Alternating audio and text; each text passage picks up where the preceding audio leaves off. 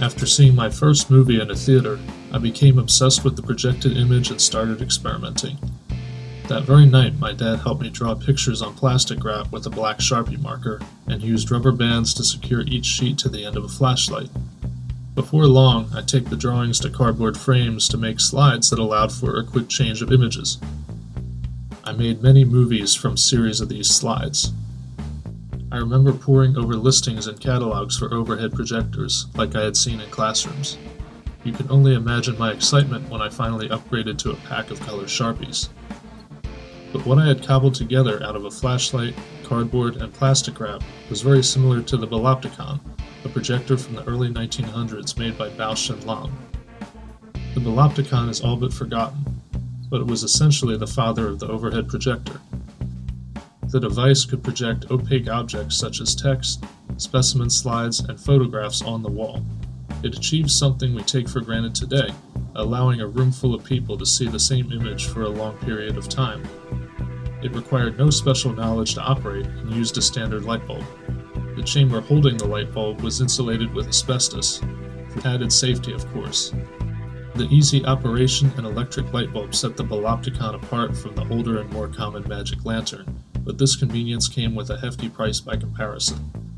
Researching the Balopticon was no easy task. While listings for surviving devices on sites like eBay were common, there were very few mentions of the Balopticon in recent documents. To discover the legacy of the device, I had to turn to archives of newspapers from the early 1900s.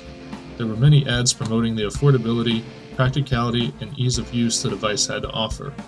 Editorials revealed that the most common use of the Balopticon was in the study of bacteria samples by doctors and universities, as well as in lectures.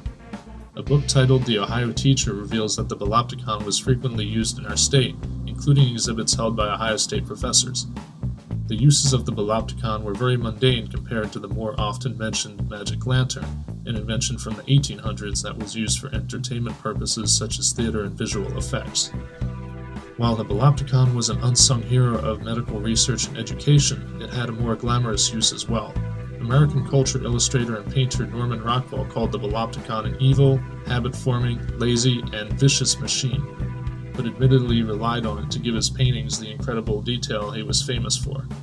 He would project a photo on his canvas and trace, while making many changes from the original photo.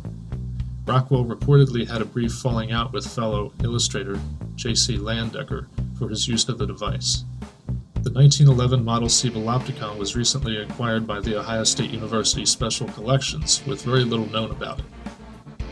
While the scale of its legacy is hard to determine, I believe it was an indispensable tool in academia, much like the overhead projector or video projector is now. I'm certain that if I had been born in 1910, I would have longed for a Balopticon much like the one we have here today.